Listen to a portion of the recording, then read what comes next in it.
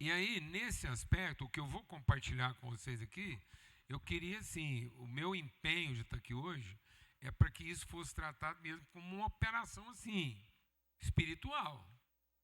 Para você não ficasse assim, aleluiando, distraído, não, porque as implicações espirituais do que todos vocês vão enfrentar são muito grandes.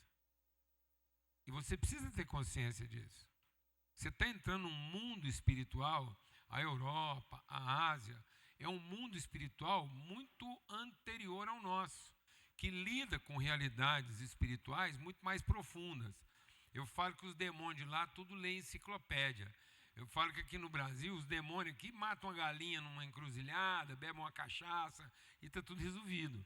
Lá não, quando você lê as histórias lá, é uns caldeirão, tem que buscar uma planta não sei aonde, depois uma pena de uma ave rara não sei o quê, aí tem que ficar mexendo um tanto de hora naqueles tachos, depois bebe só um trenzinho lá e aquilo, pá, rebenta com todo mundo. Então, lá, os demônios lá faz faculdade, pós-graduação, é tudo doutorado.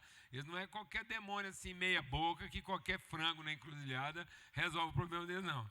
Está vendo? Aqui é só assim os básicos. Agora que por causa de vocês está chegando os mais graduados. E é por causa de vocês. Porque por causa das gerações de mim, nós só lidava com o capeta aqui, tudo assim meia boca. O Edmundo já pegou uns capetas assim, já um pouquinho mais bem formados. Mas vocês, então agora vocês fiquem espertos. Amém? Eu não estou brincando, não. Estou brincando, não. Os demônios lá foram no funeral do Lutero, do Calvino. Os demônios lá acompanharam a Segunda Guerra Mundial. Não foi uma briga da torcida do Goiás com o Vila Nova. Entendeu? Os capetas lá não estavam instigando um torcedor do Goiás a descer o cabo de PVC de uma bandeira do Goiás na cabeça de um vilanovense. Não, o trem lá é outra parada. Então, não estou assustando vocês não, mas é fato. E às vezes é por causa disso, dessa distração, que a gente não entende o mundo espiritual à nossa volta, que a gente vai ficando distraído e depois tomando uma bola nas costas aí que a gente não entende. Então, eu queria passar aqui algumas coisas, depois que eu vou conversar aqui, aí se você quiser perguntar, você vai parando aí e vai falando, tá bom? Eu queria ler alguns versículos. Alguém abre aí para mim, lá em Apocalipse 13, 8. E outra pessoa abre em Apocalipse 21, 27. E outro abre em Gênesis 26, 18. E outro abre em Malaquias 4, de 5 a 6. Então, quem achou Apocalipse 3, 8? 13, não 3, Apocalipse 13, 8. Então, passa o microfone aqui para ele.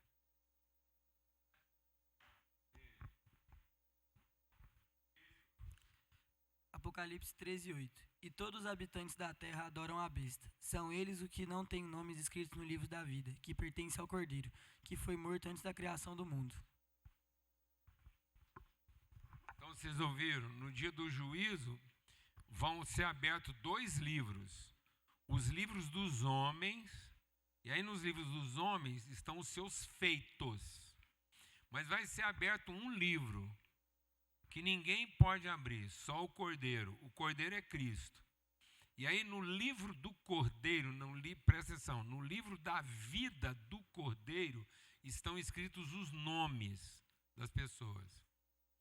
E esses nomes foram escritos antes da criação, quando o Cordeiro deu a vida. Então, esses nomes, eles foram escritos antes da criação de todas as coisas. Eles estão lá escritos, esperando para ser revelado. Apocalipse 21, 27. Quem achou aí, lê para a gente.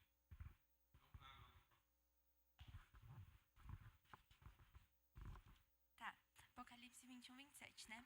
Nela jamais entrará algo impuro, nem aqueles que praticam abominação e mentira, mas unicamente aqueles cujos nomes estão escritos no livro da vida do Cordeiro.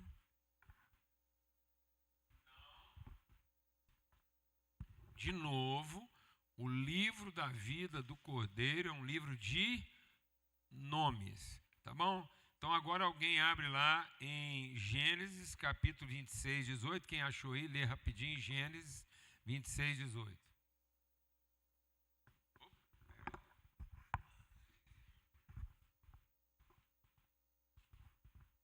Reabriu os poços que seu pai havia cavado e os que os filisteus haviam fechado depois da morte de Abraão, e lhes deu os mesmos nomes que Abraão tinha dado. Então vocês estão vendo a importância dos nomes na história bíblica? Então Isaac, o filho de Abraão, depois que o pai dele morreu, ele foi lá e reabriu todos os poços que o pai dele tinha cavado e que os inimigos tinham entulhado. E ele não só reabriu os poços, mas ele fez questão de dar o mesmo nome que o seu pai tinha dado quando cavou os poços. Agora, Malaquias, capítulo 4, versos 5 a 6. Antes da vinda do grande, abre aspas, grande e terrível dia do Senhor, Deus enviará o profeta Elias para voltar o coração dos pais aos filhos e o coração dos filhos aos pais, evitando a destruição de Israel. Então a Bíblia diz que nos últimos dias a maldição que paira sobre a humanidade não vai ser uma maldição financeira, não vai ser uma maldição política, não vai ser uma maldição religiosa, não vai ser uma maldição na área da saúde. Então por exemplo, uma pandemia, uma guerra, um conflito, uma crise financeira, um problema de comércio, tudo isso serão dificuldades, conflitos. Mas o que pode realmente destruir a história da humanidade é uma questão relacional entre pais e filhos e pais. Olha a gravidade disso. Então muita gente está pensando que o problema da humanidade vai ser dinheiro, vai ser política, vai ser viabilidade comercial, industrial, vai ser clima. Muita gente está achando que o problema da humanidade vai ser climático, vai ser de recurso, vai ser de um sistema político. E não. Existe uma coisa que, independente do clima, independente da estrutura comercial, independente do partido político, independente do dinheiro que você usa, existe uma coisa que acomete todo o ser humano. É que o ser humano, diferentemente do macaco, diferentemente do tatu, de uma minhoca, de uma formiga, de um cachorro, o ser humano, ele tem uma crise de identidade. Você nunca vai encontrar um cachorro pensando quem que é o pai dele. Nunca. Você vai encontrar um cachorro com crise de fome, com crise de doença, com crise de tesão, de tudo. Você vai encontrar um cachorro querendo transar, mas ele não está em crise querendo transar só porque ele quer gerar uma família. Não, você não vai encontrar um cachorro. Estou precisando encontrar uma cadela, porque senão eu sou o último da minha família. Não, você não vai encontrar um cachorro com esse tipo de problema. Por exemplo, eu gosto de citar isso porque eu acho que isso se ilustra bem. O macaco, ele é bem evoluído, tanto é que não é o planeta dos cachorros, não é o planeta das minhocas, é o planeta dos macacos. E ninguém desenvolveu uma tese achando que a gente veio do tatu. O macaco é a coisa mais parecida com gente, a ponto do povo achar que o ser humano veio do macaco. Eu já tenho uma teoria. Minha teoria é que o macaco veio do ser humano. O macaco é o ser humano perdido na sua identidade. Então, quanto mais perdido o ser humano fica, mais parecido com o macaco ele se torna. Então, não é que o macaco parece gente, é porque o ser humano está ficando tão parecido com o macaco que ele está começando a achar que macaco parece gente, e não é. O ser humano é que está ficando parecido com o macaco. Mas por mais que esses dois se pareçam, você vai, por exemplo, ver macaco fazendo ciência. Macaco faz ciência. E ciência tecnológica. Você vai pegar, por exemplo, o macaco, ele faz tecnologia. Porque você vai pegar o macaco, por exemplo, usando uma pedra para quebrar um coco. Ou batendo o coco na pedra, ou batendo a pedra no coco. Isso quer dizer o seguinte: se você deixar um raio laser para o macaco, que não descarrega a bateria, e voltar lá daqui uns 50 anos, é capaz que você vai achar um macaco cortando coco com laser. E até cortando outro macaco. Ele vai começar cortando coco, aí vai começar cortando o coqueiro, até descobrir que ele pode cortar um cara que está querendo roubar a macaca dele e pronto, acabou. Aí ele...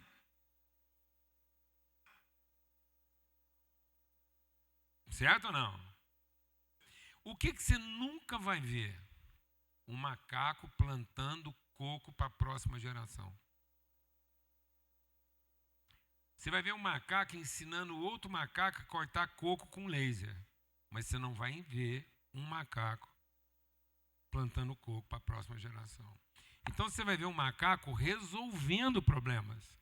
Mas você não vai ver um macaco pensando nas próximas gerações. Então a crise da humanidade, ela não é uma crise de problemas. O ser humano é o único ser vivente na Terra que não tem crise de problemas, ele tem crise de identidade. Porque nós não fomos criados para ser um feito bem feito. Nós fomos criados lá na eternidade para ser uma história bem contada.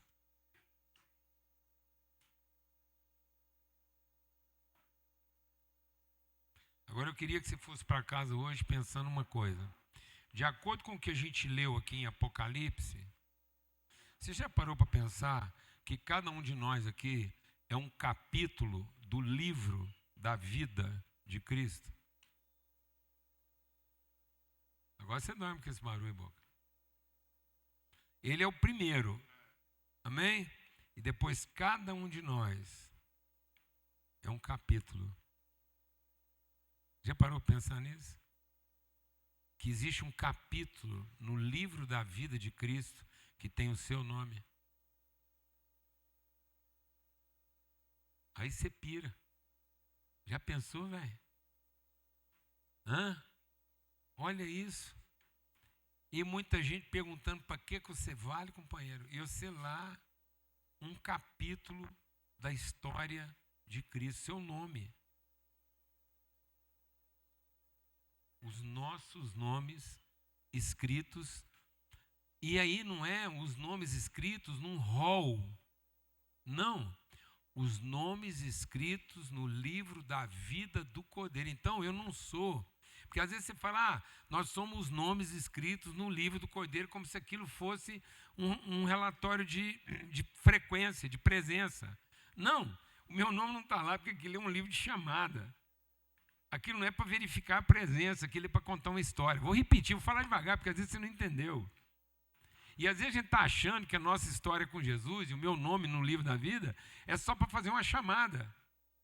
Só para saber se eu estou presente, se eu posso entrar, se eu faltei na aula. Olha que coisa mais estúpida. Não é nada disso. Se fosse para ser uma lista de chamada, podia ser um número. Um número. Não. Você não é um número. Ele não vai ler o livro do Cordeiro para saber se ficou faltando alguém. Não é um livro de chamada. É o livro da vida dele, onde cada um de nós é um capítulo. E isso quer dizer que sem o seu capítulo, a história dele não está completa.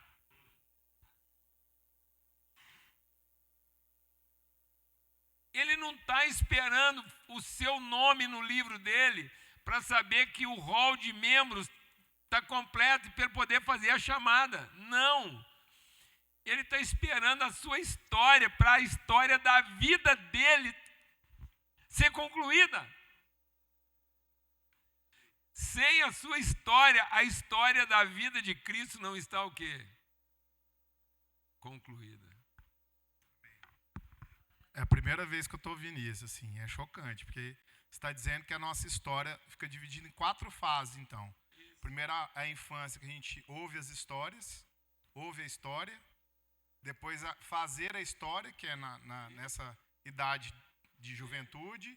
Depois, a gente começa a contar a história, para depois entrar na história de Cristo.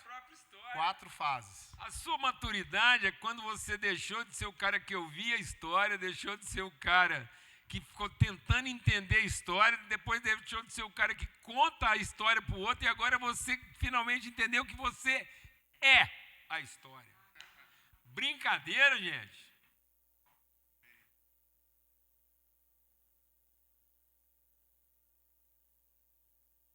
E se você não entrar nisso, sabe qual vai ser a sua crise?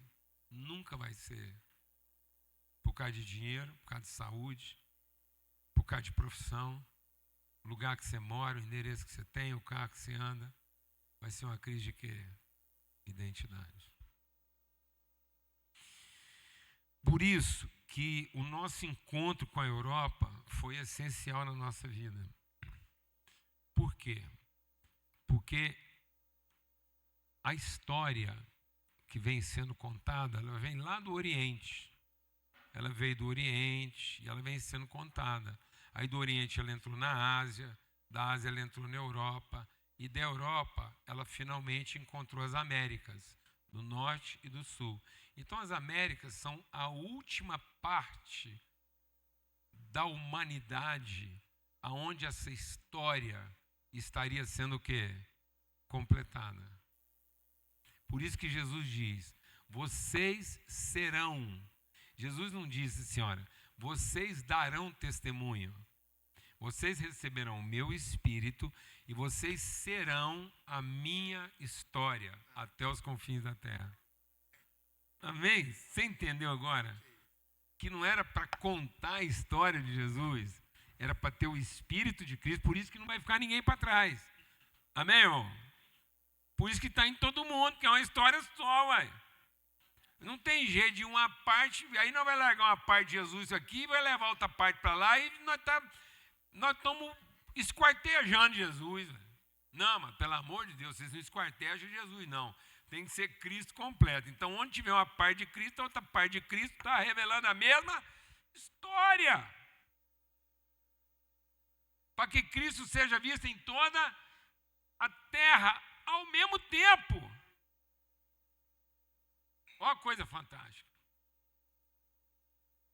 Por isso que ele falou, vocês vão receber o meu Espírito. E na hora que vocês receberem o Espírito, vocês serão a minha história sendo contada até os confins da terra. Por isso que quando chegou aqui, aí o que acontece?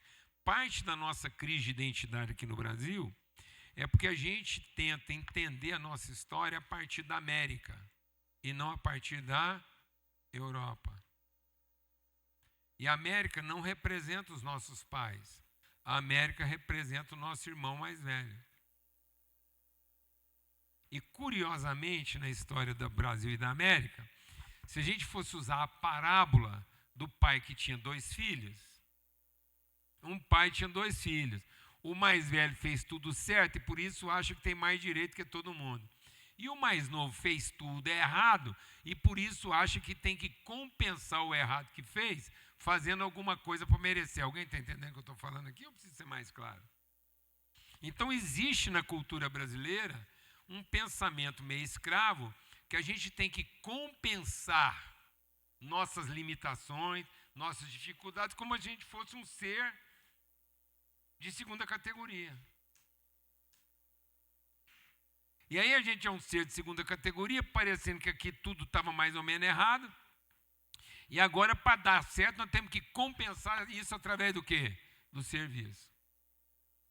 E tem um outro ser um pouco mais evoluído, que parece que tudo que vocês fizeram deu certo, e por isso vocês têm mais direito que nós. Alguém está entendendo o que eu estou falando aqui ou não? Então, sem a Europa, eu não vou entender direito qual é a história que eu estou contando. Porque eu vou ter uma crise de competência que só pode ser resolvida por uma resolução de identidade. Então, quando o Brasil retoma sua relação com a Europa, ele resolve a sua identidade, para ele conseguir enfrentar sua dificuldade de competência, para que os nossos jovens não continuem a ser jovens que querem mudar desse país para receber um salário melhor por aquilo que eles fazem, tendo vez em outros lugares, mas não tendo voz. 75% da população da geração de vocês hoje no Brasil quer morar fora. Para quê? Para ter voz? Não, para ter vez. E isso revela uma crise de quê? De identidade. Porque ele está querendo ter o nome dele no livro da história dos homens. Porque ele não entendeu que o nome dele já está no livro da vida do Cordeiro. Foi por isso que quando a gente chegou na Europa, a gente entendeu que lá contava uma história, que é a história de Isaac e de Abraão. E se você não entender essa história, você vai fazer de tudo para furar poço, mas não vai formar uma cultura de poços limpos. Então, vou falar uma coisa. O Abraão era o melhor furador de poço que a humanidade já viu, porque ele tinha uma unção de Deus. Então, Abraão tinha uma capacidade divina de chegar num lugar e onde ninguém mais viu que tinha água lá dentro, ele chegava e... Então, o Abraão era o cara. Do ponto de vista empresarial, era como se Abraão, na época dele, fosse o maior distribuidor de água num tempo em que só tinha deserto. Você imagina o nível de faturamento desse cara se ele resolvesse ganhar dinheiro com fornecimento de água. Só que o que aconteceu, Edmundo? Isso vale para todos os que são da geração passada. Por melhor que ele fosse furador de poço, quando ele terminou, todos os poços que ele furou estavam o quê? Entulhados. E sabe o que está acontecendo com os homens da minha geração, da geração do Edmundo e de outras gerações que vêm antes de vocês? Eles se dedicaram a furar poço, mas eles não estão conseguindo transmitir para os seus filhos a responsabilidade de manter esses poços limpos, enquanto eles furam os seus. Então nós não estamos conseguindo fazer uma conexão da história. E os filhos da geração de vocês estão herdando poços o quê? Entulhados.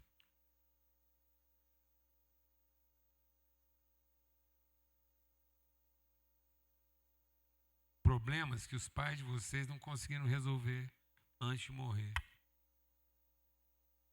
E isso está gerando uma carga, uma sobrecarga.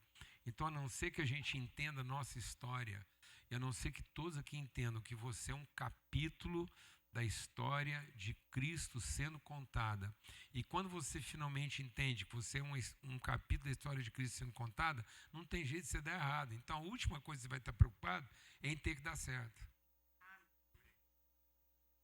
Você não tem que ficar preocupado em ter que dar certo, você só tem que estar ocupado em entender a sua história. Entender o seu quem. E entender que no seu quem você é alguém que herdou uma capacidade de furar poços. Mas ao mesmo tempo que você vai furar os seus novos poços, e o que é furar poço? Furar poço é descobrir virtudes onde ninguém mais descobriu. Então, como alguém que conta a história de Cristo, qualquer lugar que você chegar, qualquer um de vocês chegar, se você não estiver apavorado, preocupado com o que você está devendo, com alguém está devendo, preocupado em ter que manter funcionando uma coisa que não foi você que começou.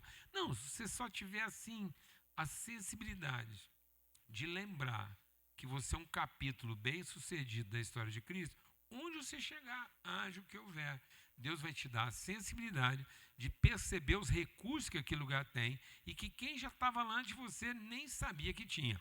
Então você vai furar seus próprios poços. Mas ao furar seus próprios poços, para você não ser só um furador de poço, mas ser um contador de história, aí sim, você também vai ter a responsabilidade de quê? De manter limpos os poços que os seus pais cavaram. O que quer dizer manter limpo que os poços que meus pais cavaram?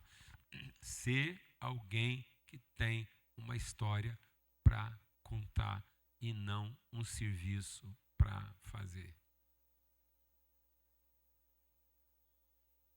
Você não tem um serviço para fazer. Você tem uma história para contar. Então agora vocês vão fazer essa viagem na Europa como quem está o quê? Reabrindo os poços que seus pais cavaram, para que você possa entender a história que você conta aqui. E para que você deixe de ter como referência alguém que é muito bom para furar poço. mas que não estimula você a ter uma história para contar.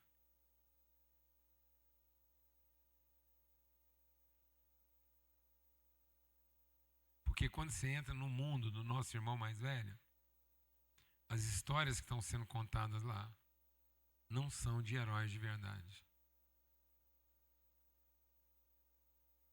E tem gente aqui tentando ser o Super-Homem, o Homem-Aranha, a Mulher Maravilha, o Batman, o Capitão América, o Hulk. Ou, na pior das hipóteses, um Pato Donald, um tio Mickey, uma Minnie, um tio Patinhas. Ou, pior ainda, um Pateta. Ou se conformando em ser um brasileiro Zé Carioca, que não trabalha, engana todo mundo e é um papagaio que está aqui para repetir o que os outros falaram. Essa é a personagem brasileira lá naquela história. O brasileiro está representado lá como um papagaio, malandro, que leva todo mundo na conversa, não gosta de trabalhar e é um repetidor. E onde nada é de verdade, onde não tem família, nenhum herói no metaverso americano conheceu seu pai. Obrigado. Você já parou para pensar que todos os heróis na América são órfãos? Que não tem pai no mundo Marvel e que não tem pai no mundo Disney? Mas todos têm poder e superpoder. Que todos são capazes de fazer coisas impressionantes, mas não têm uma história para contar.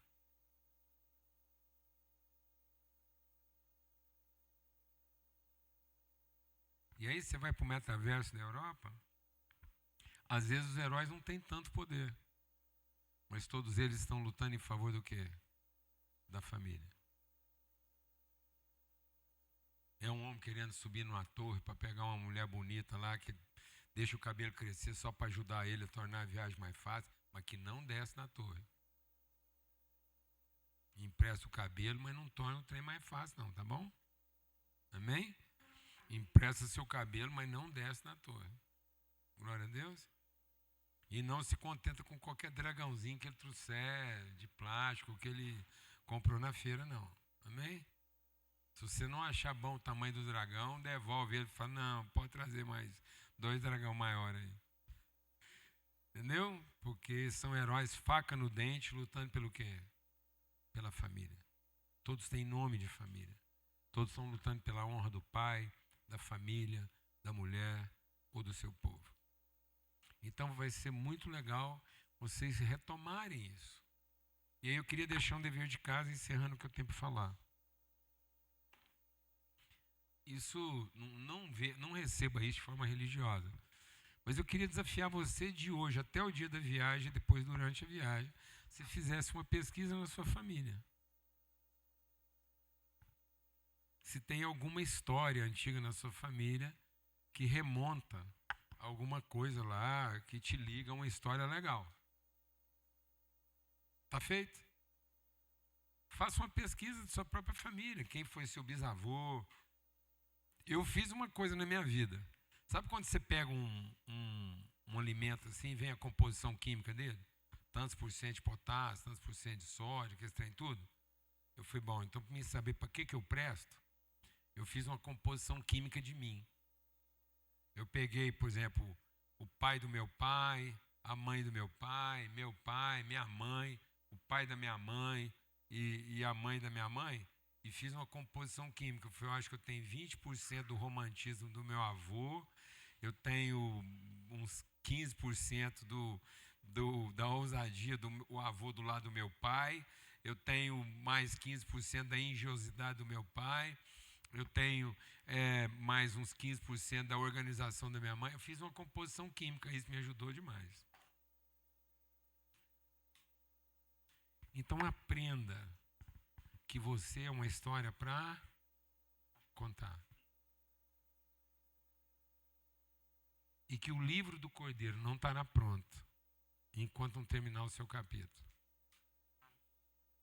Ele não está esperando seu nome para ele poder fazer a chamada. Ele está esperando a sua história para poder terminar o livro. Vou falar devagar. Ele não está esperando seu nome para fazer a chamada. Ele está esperando seu capítulo para poder terminar o livro. Glória a Deus. Porque cada um de nós conta uma parte da história da vida do Cordeiro. Então não é o livro dos devotos de Jesus, nem dos membros da religião de Jesus. É o livro da vida do Cordeiro. Então essa viagem lá vai ser muito legal e aí todo mundo vai participar dela. Vai ter uma força-tarefa aqui, nós vamos manter um canal de comunicação aqui 24 horas, porque tem fuso horário. São 4 horas de fuso, então vocês lá trabalhando às 8, e vocês lá meia-noite, os caras aqui às 8, tá certo? Vocês lá às 6 da manhã e os caras aqui 2 da madrugada, ligados. Hã? Vocês lá às 10, tocando terror, e o cara aqui 6 horas da manhã, acompanhando, online, WhatsApp, live ao vivo, e aí companheiro orando, o que está acontecendo, deixa eu ver, me mostra. Amém? Então vocês vão ter mais ou menos só umas 4, 5 horas para dormir. Que vai ser mais ou menos, tipo assim, das 11 da noite aqui até às 5 da manhã. Entre 11 do Brasil e 5 da manhã, vocês dormem aqui, e aí vocês veem que hora que dá lá isso lá. O resto, meu irmão, vai ser pauleira, dinâmica, ligação, comunicação e todo mundo vivendo isso, contando a história de cada um. Tá bom? Era isso que eu queria compartilhar com vocês. Eu fui falando. Se alguém quiser fazer uma pergunta, um comentário aí, fica à vontade. Perguntas sobre a viagem? Ruth? Mais alguém? Vai lá.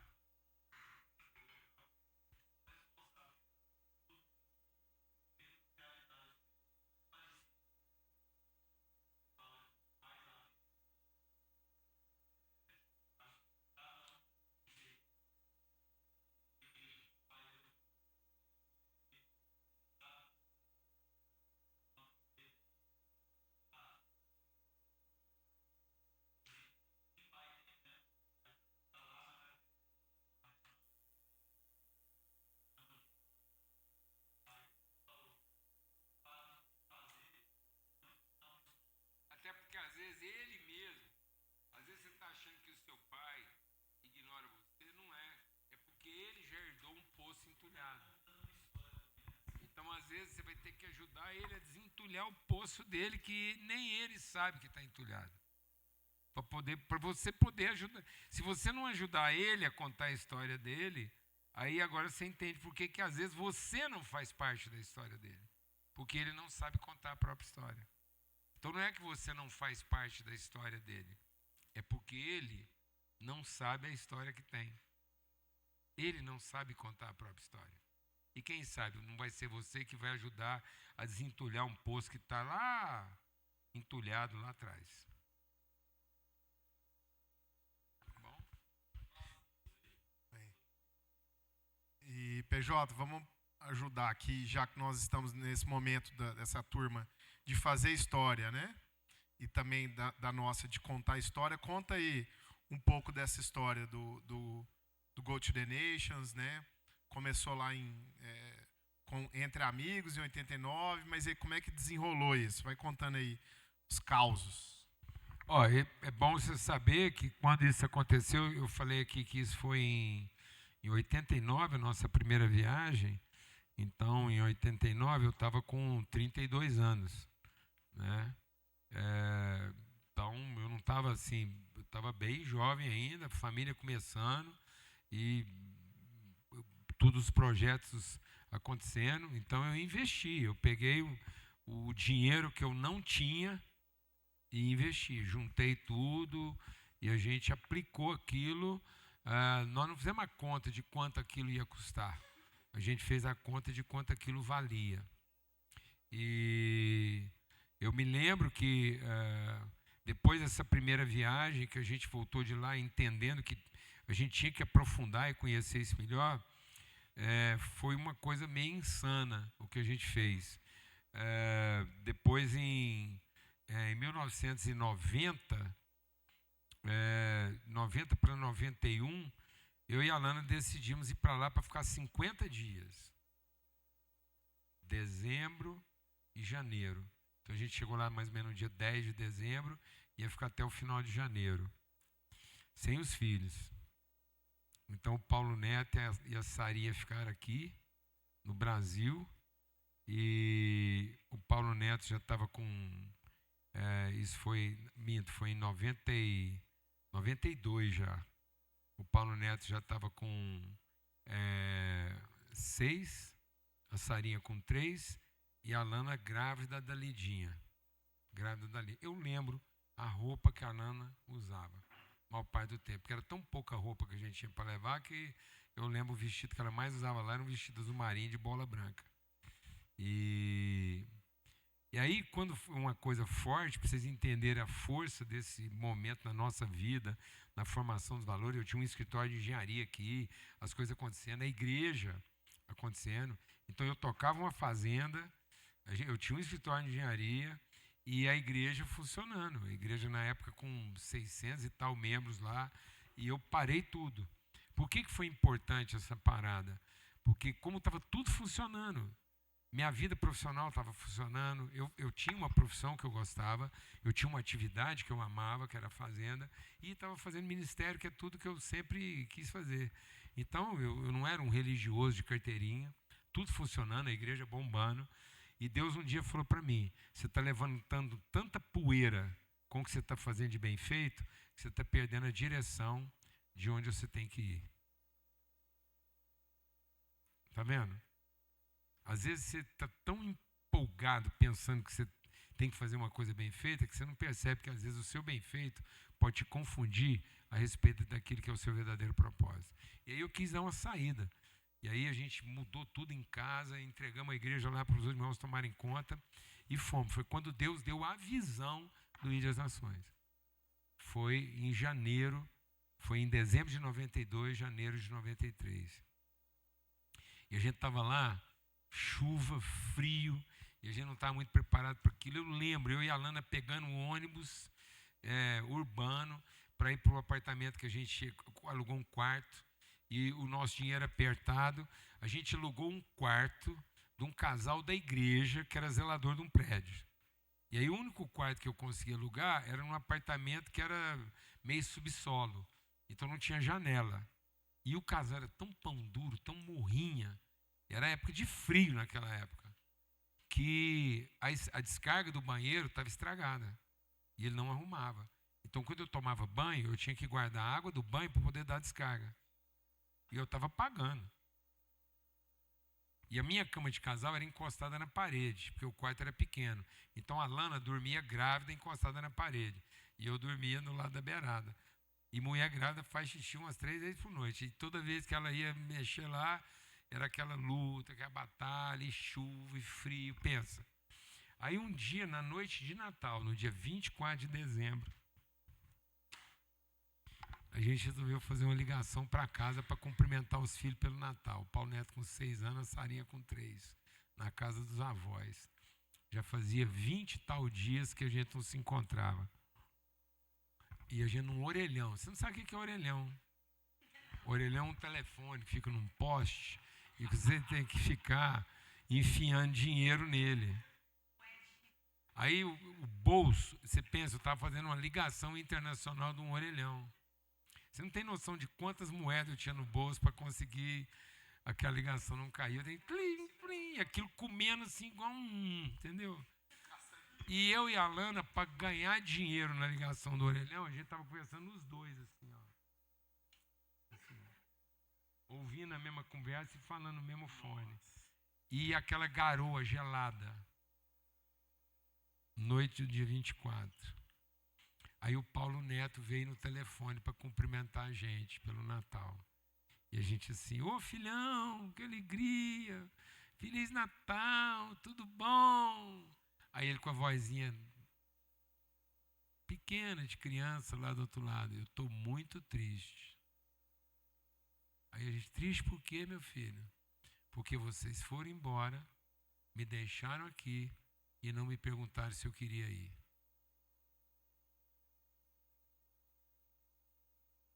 A Lana, grávida da Lídia, naquele momento, teve uma descarga emocional tão forte que ela ficou 1 semana de febre. Febre. Quase deu ruim na gravidez da Lidinha. E ela só falava assim para mim, você me enganou. Porque se fosse um rio, eu voltava a nado. Mas é um mar. Por isso eu vou ficar aqui com você. Foi luta, irmãos. Muita luta. Muito desafio. Mas ali Deus estava gerando uma visão, um entendimento, para que mais do que fazer uma coisa bem feita, que estava muito bem feito, tudo que a gente estava fazendo estava bem feito. Eu e a Lana tínhamos uma família linda, fazia o que gostava, todos os meus negócios estavam prosperando, tudo que eu fazia no Brasil estava prosperando. Mas Deus falava no meu coração, você está perdendo a sua direção. Você não está entendendo o verdadeiro propósito da sua vida. E foi lá, nesse período, que Deus então trouxe essa visão. Lá, a partir de lá, a gente entendeu que havia uma relação a ser construída e que se a gente não fosse uma história a ser contada, não adiantava ser um feito bem feito. Custou muito para a nossa casa, foi muito choro, e a partir de lá alguns pastores começaram a se juntar, líderes, e a gente começou a levar gente daqui para lá, de lá para cá. Para vocês terem uma ideia, 3 anos depois, nós levamos 350 líderes do Brasil para passar 15 dias em oração por toda a Europa. 350 líderes. É só Jesus na causa. Esse povo ficou tudo esparramado, esse povo foi recebido por prefeitura, por governadores, tocamos o terror naquele Reino Unido lá, em todo lugar onde a gente foi, parcerias nasceram dali, e relações foram estabelecidas, casamentos foram feitos, entendeu? De jovens brasileiros com jovens europeus, de meninas europeias com jovens brasileiros, filhos nasceram dessas histórias, vidas foram transformadas, está aqui, ó, né? Isso é parte, quanta coisa linda, quanta vida transformada, e a gente agora tem uma história para contar, né? Amém. Domingo foi até emblemático que o Pedro Guará trouxe os 2 filhos para aqui, para nossa comunidade, né? São netos dessa missão, né? Dessa vocação, dessa ponte. Neto mesmo é o Guarato. Neto mesmo é o Guarato, porque o pai dele é filho, aí vem o Guarato e o Guarato filho, e agora os filhos dele, ele com a Fernanda lá, já são bisnetos dessa história. E a gente agora está refazendo essa ponte, né, construída. Essa primeira missão foi em 1995, né, Junão? O primeiro grupo mesmo que foi a partir de 93, a gente começou a levar esse grupão com 300 e tal lá, foi por volta de 95. Pronto, então a gente está aí, né, vivendo 30 anos depois, né, desse start aí, a gente está revivendo esse movimento, e agora vocês, né, vão ter oportunidade, nós teremos oportunidade de atravessar essa ponte construída com muita lágrima, com muita dor, mas também, né, com muita glória e direção de Deus. Então a gente está muito animado, né, de viver isso, né, juntos com vocês. Vocês estão fazendo também a história agora, né? Vocês estão construindo um capítulo, sendo a história. E o importante de tudo isso é que nós sabemos que está um povo lá que quer conhecer vocês, né, Ruth? Que estão apaixonados para conhecer vocês. E irmãos que vão nos conectar lá com um pouco da Europa. Nós vamos poder conhecer uma nova realidade de outros irmãos. A gente até agora fez o caminho da Amazônia, fez o caminho de outras missões para conhecer realidades mais, vamos dizer assim, menos abastadas, né? Com menos recurso financeiro do que normalmente o que a gente vive aqui. Agora não, agora nós vamos visitar um velho continente que já teve a sua glória, né? Que já teve o seu momento auge e hoje está distraído, né? Está aquele velho, né, Paulo Júnior, assim, abandonado, sozinho. E nós vamos chegar como jovens lá desse novo mundo, né? Dessa nova América que vai trazer, né, essa perspectiva do novo Cristo para eles. E nós estamos muito animados de ver isso. Eu queria muito que você ouvisse a gente queria muito que vocês ouvissem, né, essa história que vem direto da fonte, né, que é o Paulo Júnior. E a gente está tendo essa oportunidade não só de ouvir, mas de vivenciar, né? Ele foi contando aqui, a gente foi se vendo nessa história, e daqui a um tempo nós que vamos contar para os nossos amigos, todos os nossos irmãos que nós conhecemos lá, as nossas jornadas, os nossos desafios, mas também as nossas vitórias em Cristo lá. Então eu queria que você se permitisse. Uma coisa aqui. Só para vocês entenderem bem melhor ainda o que a gente está falando aqui. Quantos de vocês aqui são nascidos aqui? Aqui, né? Goiânia, aqui. Quando eu falo aqui, assim, vocês não vieram de outro estado. Quantos aqui ou são nascidos aqui no estado de Goiás, ou Brasília, vocês não vieram de outro estado? Levanta a mão, por favor. Mas levanta mais alto. Não, levanta antes e segura, só para vocês entenderem o que eu estou falando. Vocês estão vendo que é quase a totalidade? Eu vou explicar para vocês o que isso significa. Pode baixar. Vou explicar para vocês o que significa. Viu? É interessante você saber isso aqui. O que significa a quase totalidade de vocês levantar a mão? O Brasil é um país jovem. Jovem. É um dos países mais jovens da humanidade. E ele está formando o seu povo. O povo brasileiro está em formação. Brasília é a capital mais jovem da humanidade.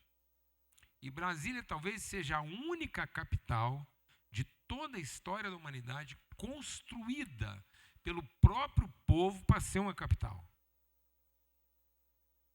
Não existe isso na história da humanidade. Não existe um país sem capital que o povo se ajunta e marca um endereço, um lugar e fala, não, aqui vai ser a nossa capital. Então, o Brasil entendeu que a capital do Brasil seria construída aqui onde nós estamos. E você é nascido aqui. Então, você está vendo o que você representa de uma história sendo contada? E essa capital tem 60 anos de idade. Então, agora, ou seja, é como se eu dissesse assim, o povo brasileiro, como povo brasileiro, tem menos de 60 anos de idade. Porque até então é uma mistura de gente que vem se misturando para formar o povo. E essa mistura veio no começo da periferia. Então, por isso que quando a gente fala da Europa, eu não vou entender a história do Brasil se eu não entender que a história do Brasil ela vem sendo contada de onde? Do litoral. Manaus, por causa do interesse da borracha. Então, é o contorno do Brasil. Aí você entende, a Amazônia, o Nordeste por causa do litoral, o litoral Nordeste, Sudeste e Sul. Então, essa era a história do Brasil, nos primeiros séculos. No começo, só estrangeiro. Depois, à medida que o Brasil vai entrando para dentro, eu tenho uma mistura de estrangeiros com alguns nativos e nacionais e de estrangeiro com estrangeiro. Mas vocês, agora, vocês já são o povo em definitivo. E foi o último país a acabar com a escravidão, né? Foi isso, foi aí que acabou.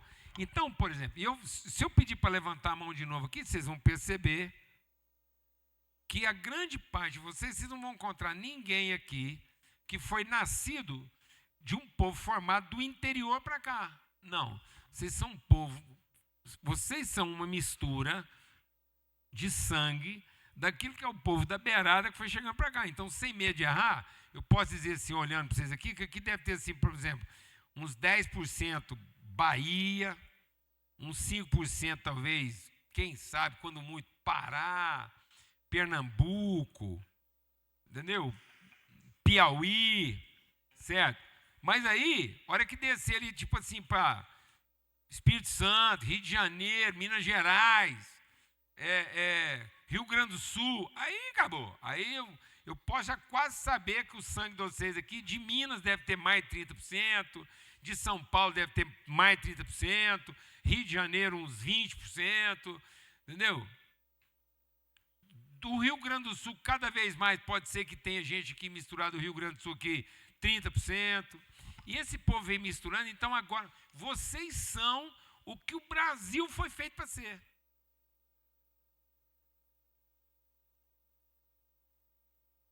A mistura definitiva. O que o Brasil representa de todas as histórias. Por isso, sem apertar muito, eu vou saber que, de alguma forma, se eu fosse devolver, se tudo fosse um rio que chegou até aqui, e eu fosse devolver vocês para os rios, aí tem gente aqui que ia parar lá no sul, no Paraná, alguns em Santa Catarina, uma grande parte em São Paulo, Minas Gerais, alguns no Rio de Janeiro, bem pouquinho na Bahia. Alguém está entendendo o que eu estou falando? Não. E eu queria pedir que você entendesse essa história a seu respeito. Porque você tem essa história milenar, centenária para ser contada. Como uma espécie que está alcançando a sua expressão máxima. Você está entendendo que você pode ser o que essas espécies misturadas representam de o melhor representante da espécie? Como é que você chama? Laís? Laís, eu estou diante do que essa mistura poderia ter produzido de melhor. Por isso que você foi ficando para os capítulos do fim da história de Jesus, está entendendo? Porque é Cristo na sua versão mais completa. E aí, os primeiros capítulos da história de Cristo eram uns capítulos assim, uns trem assim mais complicadinhos, mas agora não, à medida que Cristo está se revelando em glória, nós temos aqui os capítulos finais, apoteóticos, onde Cristo pode ser visto na sua melhor expressão. Amém, irmão? Você está animado? Não, isso é para animar, rapaz. Fantástico um negócio desse. Você está entendendo o que está acontecendo aqui no Brasil Central nesse momento? Era para você ficar em pé assim, valente, fazendo, gente, é o seguinte, é com nós aqui o negócio. Em vez de você ficar como se você estivesse pedindo licença. E não é soberba, não. É atitude. A sua atitude. Seu entendimento. E não é o seu direito, mas é sua responsabilidade. É sua responsabilidade ser a expressão de Cristo no momento em que Ele vai se revelar da sua forma mais plena e completa. É aqui, meu irmão. É aqui que a história da humanidade tem que fazer a curva para voltar. Glória a Deus. Como é que você chama? A Sofia tem um quê aqui, vocês já viram, né? De oriental, tem alguma coisinha lá, você força uma barra para aparecer. Mas você é italiana, você pode ter certeza que tem algum oriental que andou passeando lá pela Itália. Entendeu? Tem alguma, ou uma italianinha se encantou com algum japinha ou chinês lá, ou algum, entendeu, italiano não aguentou o olhar da gueixa. Você tem um trenzinho aí que, entendeu? Uma mistura. Ah, pronto. Então isso vai puxar dele lá da Ásia. Você pode ter certeza que é um árabe asiático. Não é um árabe muito oriental. Aprenda a entender sua beleza. Porque senão algumas coisas que são a sua marca principal de identidade de história, alguém pode enfiar na sua cabeça que é o seu defeito. Meu Deus do céu, repreende que é capeta. Amém, irmãos? Você está entendendo isso? É isso. É essa força, essa autoridade, é esse momento na história. Singular. É isso que vocês representam. Onde vocês chegarem. É com essa autoridade, com essa atitude. Glória a Deus. Por isso vocês têm que estar conectados. Vai atrás, vai pesquisar, vai fazer pergunta, fuça, mexe. Amém? Você não ser um aleluia aí, um ameba aí, achando que, entendeu? Alguém vai te enfiar numa garrafa e fazer você ter a forma da garrafa que te enfiaram. Você não é um invertebrado. Você não é um molusco. Amém? Glória a Deus. Não, estou falando sério. Tá bom? Então, força, atitude, ser forte, corajoso, ousado, porque Deus vai fazer vocês herdarem a terra que Ele nos deu por herança. Amém?